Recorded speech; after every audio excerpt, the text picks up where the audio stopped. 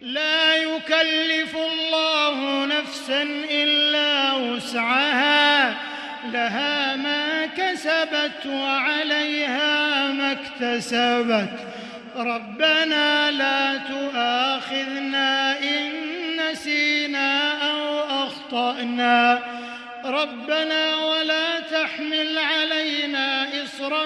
كما حملته على الذين من قبلنا،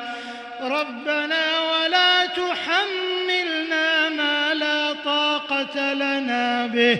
واعف عنا واغفر لنا وارحمنا، واعف عنا